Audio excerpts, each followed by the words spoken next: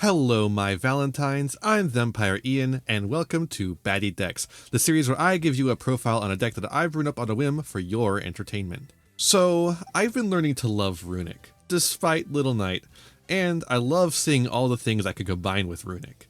Here's one of my new creations, Harpie Runick. Let's check it out.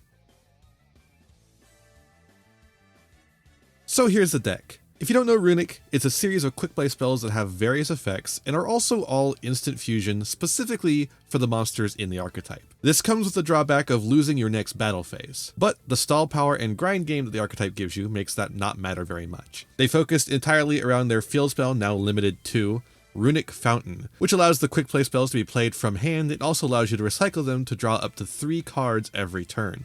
This engine is very powerful and easily splashable. You'll often see them in former meta contenders, Sprite, For Hire, and even Live Twin. You can also probably play them with Earthbound Servants, but somebody got to that deck profile before I could. As for Harpie Ladies, if you don't know these, you didn't play Duel Links a couple years ago, or watch my girl, Mai Valentine in the OG Yu-Gi-Oh anime. I'll fill you in though. The Harpie Ladies are all based on Mai Valentine's first Yu-Gi-Oh archetype and are all treated as Harpie Lady at various points in the game. Some of them are in deck building, some of them are on the field and in the grave. It all depends on which one was printed at what point in time. These ordinarily heavily censored winged beasts, seriously, am I gonna get in trouble with YouTube for having the uncensored arts here? Are all able to swarm the field with their powerful spell, Elegant Egotist, and also can create their synchro boss monster that gets to bounce a monster when a spell trap is activated once per turn. Typically though, these monsters are a little too slow and a little too inconsistent to do anything outside of Duel Links. Because of that, the synergy between these two archetypes is probably becoming clear now. Harpie Lady loves quick play spells, so a whole archetype of them makes her effect nearly always online. Meanwhile, the stall powers of Runic and its recursion and draw power allow you to not need to worry as much about drawing the 2-card Harpie Lady combo in your opener, which you need to actually do anything with the Harpie Lady cards. With that said, let's take a look at the card by card. We're going to start with the main deck monsters, even though there's not very many of them here. First up, we have Harpie Lady 1, which is the best of the Harpie Ladies that are always considered Harpie Lady, which is an important part of the deck. The reason why I consider her the best is because of her ability to boost the attack, which is slightly better than all the other ones, but it's probably not going to come up very much. The fact that her name is Harpie Lady is the part that matters. Unfortunately, we do have to play all 3. You can maybe get away with 2, but I wouldn't risk it. We're on 2 Harpie Oracle, which is an extender that also recycles spells. It can special summon itself if we control a level 5 or higher Harpie monster, which will be the Synchro. And then in the end phase, it can add a Harpie spell from grave to hand. Next up, we have 3 Harpie Channeler, the heartbeat of the deck. It's a 1.5 card combo, which means that you have to discard a Harpie card to special summon a Harpie monster from deck in defense. Now this can be these spells, but you want to discard a monster if you're able to, because that turns on Harpie's Feather Rest. What Chandler's effect does is it allows us to summon out our Perfumer, get Perfumer's Search, and then synchro off into our boss monster, which can treat any Harpie Lady as a tuner monster. Speaking of Perfumer, here's the 3 Perfumer, which on summon can add to hand a spell or trap card which mentions Harpie Lady Sisters, which in this deck will be either Elegant Egotist or Harpie's Feather Rest. Unfortunately, Feather Duster does not mention Harpie Lady Sisters, so you can't search it, and neither does Harpie's Featherstorm, weirdly enough. Additionally, if you already have the Synchro on field and you activate the effect of Perfumer, you get to search a second card. That's just not going to happen very often, though. Well, that's it for the monsters. Did you miss it? If so, rewind and watch it again. Up the playtime. Go, go, go. Let's talk about the spell traps now. We're going to start with the essential card 3, Elegant Egotist, the bread and butter of the deck. If you control a Harpie Lady, which all Harpie Ladies become on field, you can special summon a Harpie Lady from deck, which will of course be the Harpie Lady 1 in this deck. No ones per turn on these, so draw as many as you want. They're all extenders, baby. Then we have Harpie's Feather Rest, which is searchable by Perfumer, so we really only need to play the 1. This lets us recycle 3 Harpie monsters back to the deck and then draw a card. If the Synchro is on the field, we also get to draw an additional card, filling our hands with more Runic spells. Both of these mention Harpie Lady Sisters, so they're both not only searchable by Perfumer, but also recyclable by Oracle. That recyclability can come up. Very interesting. Keep it in mind. Then we have Harpie's Feather Duster, which is technically a Harpie's card, but is not a Harpie's card in a way. It's just a good spell trap removal, and sometimes you just need that. It has the name too, so you could theoretically discard it for a channeler if you need to.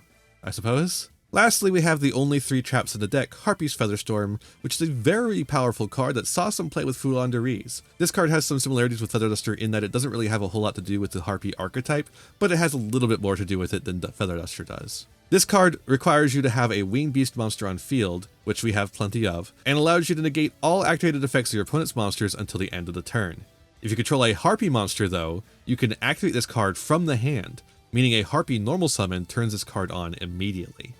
It also has an effect that recycles or searches Feather Duster if it's destroyed while on the field, but that's not likely to come up because the only winged beast monsters we have are Harpies. Well, except for one of the ones in the extra deck, but we'll get to that later. Alright, now on to the sizable Runic package. We're maybe even playing too many Runics, but you really need to see Runics in your opening hand. So the more you can play, and like honestly, you really want to get that recycling effect online so you can recycle more and more and really deep draw through your deck as best as possible. So more Runics, the better. We're starting out, of course, with 2 Runic Fountain. It's semi-limited, but a lot of people only played 2 anyways. This is the focal point of the archetype though, allowing us to play the quick play spells from hand and recycle them to draw even more. We've got 3 Runic Destruction, which can either do the instant fusion that every single Runic quick play can do, and I'm going to stop mentioning it here because you don't need to hear that over and over again, or it could destroy a spell trap and then banish the top 4 cards from the opponent's deck. Next up is 3 Flashing Fire, which can destroy a special summon monster your opponent controls and then banish the top 2 from the top. Next up is 3 Slumber, which protects a monster from 1 destruction effect this turn and then banishes 3. We got 3 Smiting Storm, which banishes cards from the top up to the number of cards that your opponent controls, which mostly serves to remove possible answers to the board or to just get another name engraved for Fountain to put back. If you're going to cut Runic cards, this one and the Slumber are the ones to cut. 3 Tip is the Searcher, which can add to any Runic card, including Fountain, and then banish 1 from the top. And then 3 Freezing Curses negates the effects of an effect monster your opponent controls until the end of the turn, and then banishes 3 from the top. These all provide a lot of powerful interruption, with Fountain turning them into an incredible draw engine as well. Lastly, we have one little generic here, which doesn't see much play in any deck other than exactly Runic, where it occasionally shows up as a funny one-of. Time Tearing Morganite. This card is a normal spell that has a lingering effect that changes the rules of the duel for the rest of the game. For the rest of the duel, you can no longer activate monster effects in hand, sorry Harpy Oracle. You can conduct 2 normal summons per turn, you're welcome Harpy Oracle, and you can draw 2 cards per turn instead of 1. This is a pretty niche card that only makes sense in a deck that doesn't rely on hand traps to deal with the opponent, which Runic fits in pretty well. Both Runic and Harpy really appreciate the extra cards per turn as well. It's not that good, so we only really play the 1, which turns off the other effect of the card, so don't even bother reading that. But it is funny when you get to resolve it, so I love playing it whenever I can. Next up we have the extra deck, in which the most important cards are the Synchros and Runic Fusions. The Synchro, Cyber/Harpie Lady, can be made with any 2 Harpie Ladies since it treats Harpie Lady as a tuner. It also becomes a Harpie Lady like the others. The important part though is that when a spell or trap is activated, Cyber/ can chain to it and bounce a monster to hand, which works great with our quick play spells. It is a hard once per turn though, so no need to make more than 1 at once. You want to play 2 though, so that if 1 gets removed, you can make it again. Another important thing to note is that Feather Rest can put her back in the extra deck, which probably will come up if you put Feather Rest back in hand with Harpy Oracle. Hugin lets us search Runic Fountain and also protects the field spell from destruction by substituting itself. If only it did that for banishes too. It can also put itself back in the extra deck if it's destroyed.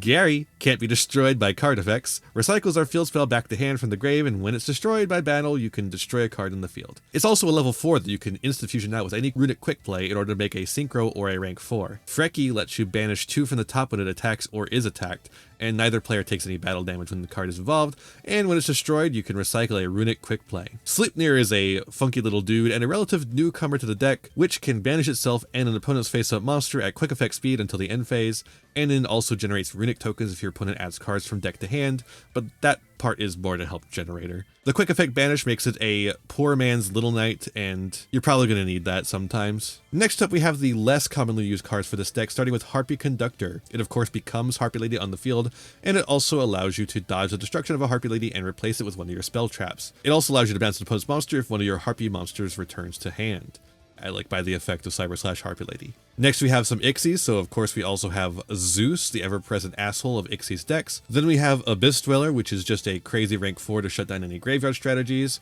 We have Baguska, the sleepy man, who can really shut down your opponent if you establish advantage. And then we have Lightning Chidori, a decently powerful Ixies that is locked behind needing winged monsters. It spins one of your opponent's set cards to the bottom of the deck on summon, and then you can detach a material to spin a face-up card your opponent controls to the top of the deck. And then we have another powerful Ixies that can basically only be made by this deck, Ice Beast Zero Find, which requires 2 winged beasts. This card can detach a material and negate the effects of all face-up cards your opponent controls, and then gain 300 attack for each face-up card on the field except for itself. This effect lingers until your next standby phase, so it actually sticks around for a while. Unfortunately, it's not a quick effect, so it has very limited applications. We've also got the Typhon, which as you could probably tell is a late addition. This guy could just be slapped on top of a guy to bounce a guy to hand. I don't know what you want. If your opponent special summons from the extra deck twice or more in a turn, then you get to do it, and it's cool. He's really strong, and he also negates the effects of monsters with 3,000 or more attack. What more could you want? We've also got SP Little Knight, who is in every deck now. The 2 banishes is just too good to pass up. As usual for the side deck, I don't really know what I'm doing yet. The format is in quite a bit of flex right now, but I do know that Droll and Lockbird will win you a lot of games. The only thing though is that it's not a spell card, so it's kind of hard to justify, especially with Time Tearing Morganite. If you're putting this in, probably bring Time Tearing Morganite out of the deck. Book of Moon is still pretty good actually. Especially because this can help you protect some of your effects on field from Infinite Impermanence or Effect Veiler. Speaking of, Infinite Impermanence is a pretty good card that negates a card on field, in addition to the Triple Tactics Thrust, we can search it, and Triple Tactics Talent, and the Herald of the Abyss, which can deal with towers, and can also search Soul Release, which is a new card to the side decks, but it might come up a lot in the new format. This has been seeing a lot of play because there's a lot of graveyard-heavy decks, especially Fire Kings, Diabell Star stuff, so here you go. Here's a card that resets the graveyard by banishing it all. Again, it's searchable off of Triple Tactics Thrust, and it's a spell card, so it works pretty well with this deck. Now let's talk about the cards I'm not playing. There's a lot of other Harpy cards we could be playing, some of which are actually pretty good, and some of which are just terrible. But I'm not playing any of them. I really want to keep the Harpie package as small as possible to fit more Runic cards in, so we're sticking with the Duel Link special. I'm also not playing the continuous spell for Runics, obviously. If you're not playing pure Runic Stun, there's really no reason to play that. Pretty short list for cards I think could be played and aren't being played, but that's Harpies and Runic. What do you want from me? Now with all our spells and very few monsters revealed, let's check out the games. So here we are with game 1, and we've got a matchup against the Rogue strategy Salamangreat. Former top, now it's at Rogue. But at least it's playable. Unlike this hand that we have here, it's a pretty good Runic hand, but where's the Harpies?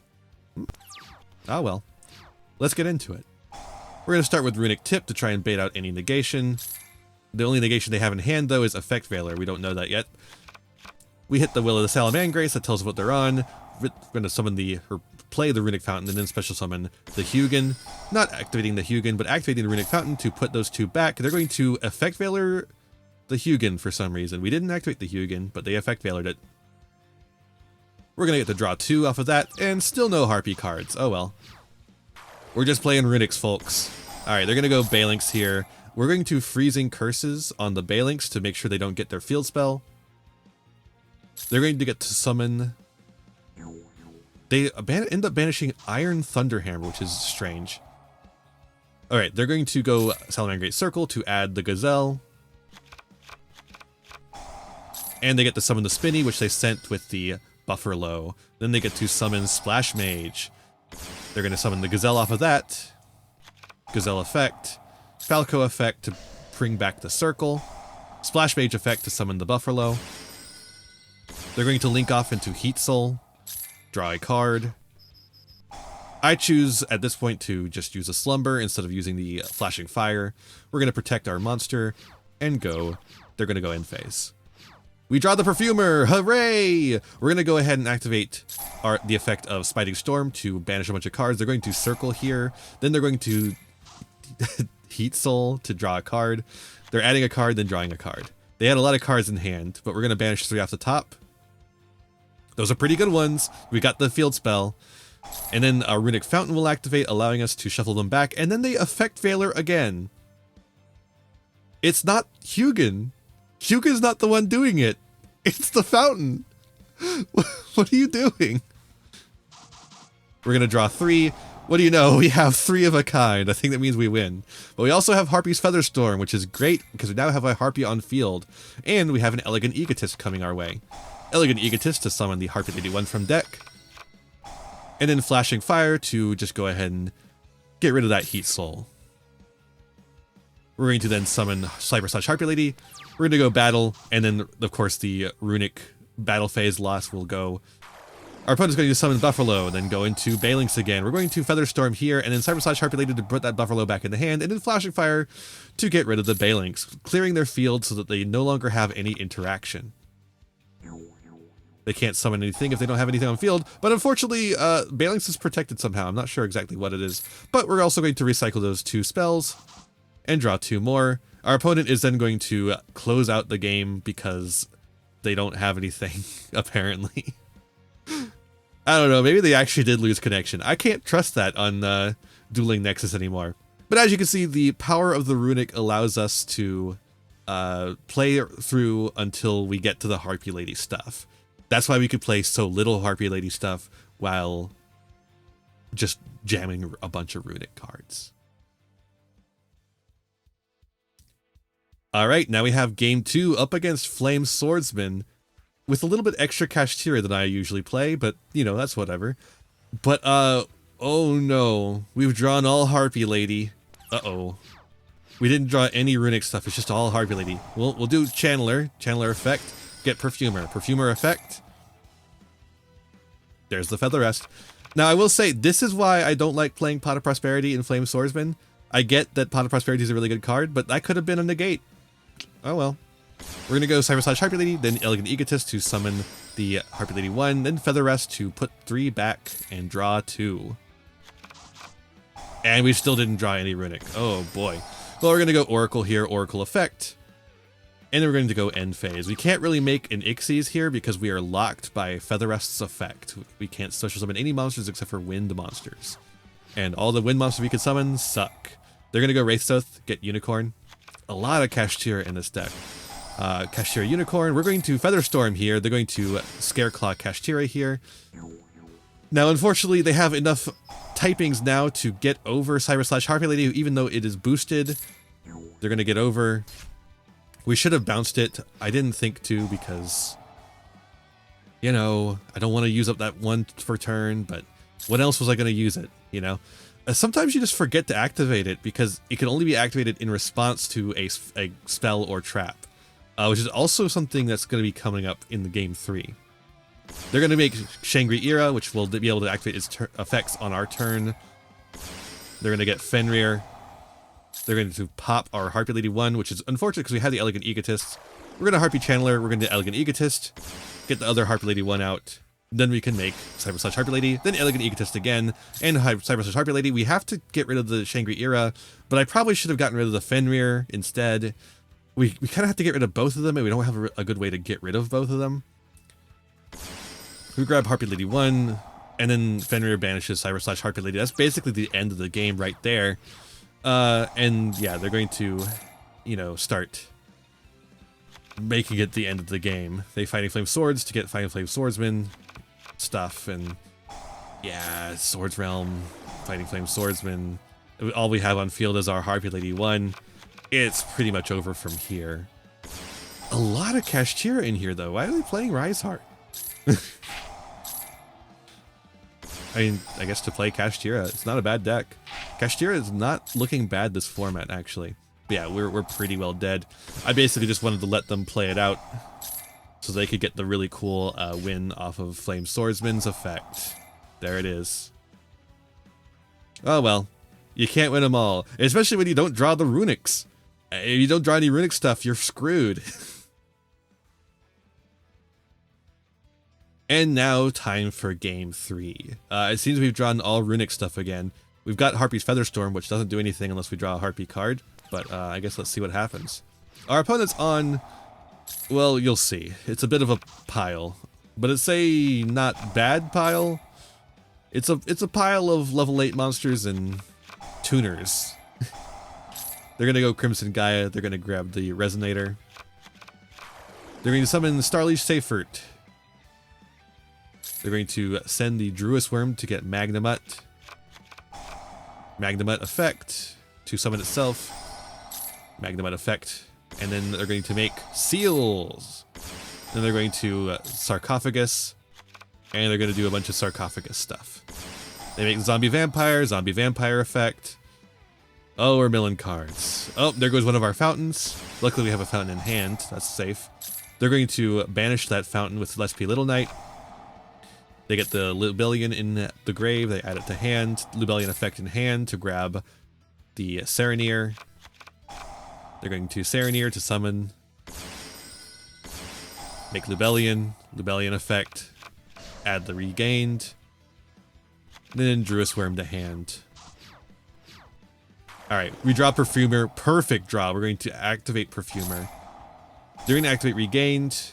We're going to Harpy's Featherstorm in response to that, the activation of the effect Veiler on our Perfumer. They're going to SP Little Knight here to get our Perfumer off the field. We're going to then activate the effect of Smiting Storm to banish a bunch of cards off the top.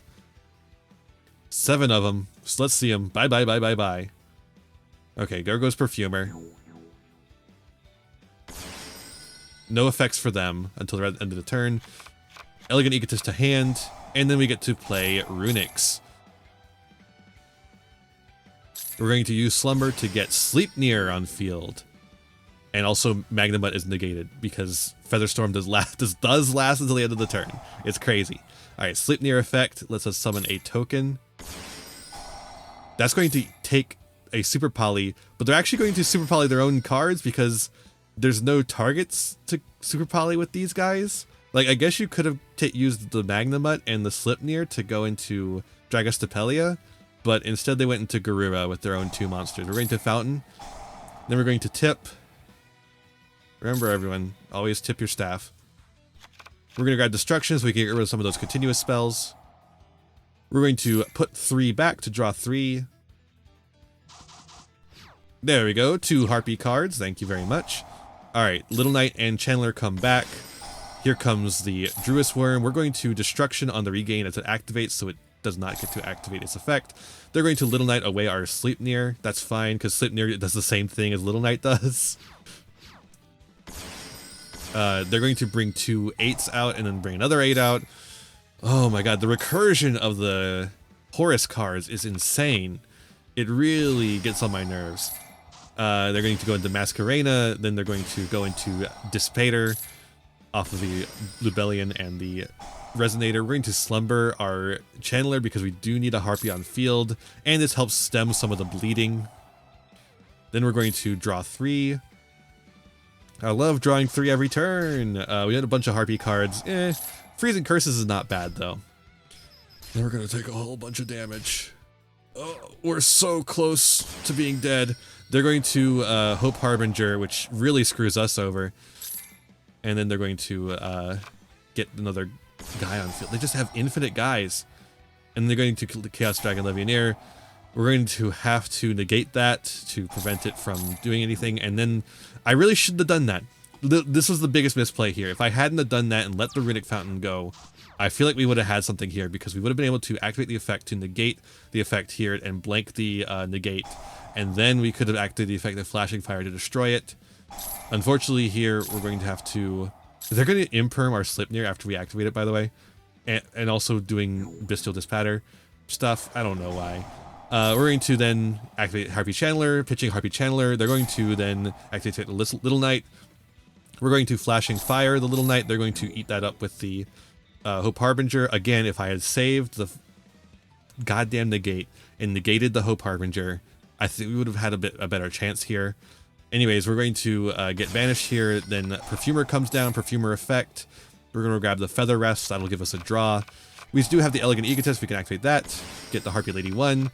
Then we can go into Synchro. And then we can Feather Rest, putting back 3 of our Harpy Ladies and getting a draw. And then bouncing that Titanic Galaxy away. See, this would have just been so much better if I had done it the way I said. Like, I just think that little fix of the next misplay would have done a world of good. But it is what it is. We're gonna Smiting Storm to banish a whole bunch of cards.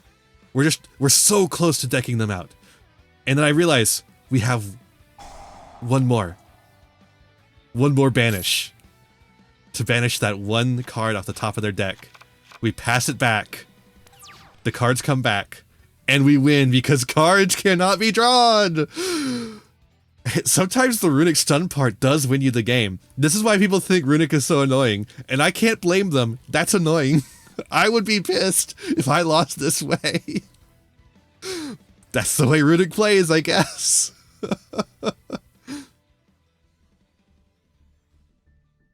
So where does this leave us? The deck is certainly an interesting one. It plays a long game, so don't be surprised when your games run into time. These games took so long, oh my god. Just play smart with your life points and your skip battle phases, and make sure you don't lose the time rules. Also, don't be afraid to end on nothing but Runic cards. They're powerful enough to carry you. But do be afraid to end on Harpy cards alone, because that's not enough. Only in Duel Links, folks. The Harpies do add a fun twist to the Runic gameplay, especially the interaction between the spell-focused deck and the Cyber/Harpie Lady. While it's not exactly a meta contender, nor is it even rogue, I would consider it for maybe some local play. It could probably hold its own at locals, and you're sure to at least have some interesting gameplay, although your opponent may not agree. Hopefully this deck serves you well or gives you some ideas for your own build. If it does, feel free to let me know, and I'll see ya in the next one.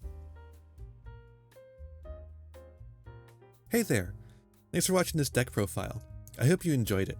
Let me know if you have any other thoughts on the build or if you played this deck and how it did. Also make sure to follow me on Twitch and Twitter for more, and maybe throw a couple bucks my way on Patreon if you like. I hope you see you again, so be kind to yourself, be kind to others, and have a wonderful rest of whatever time it is for you. Bye!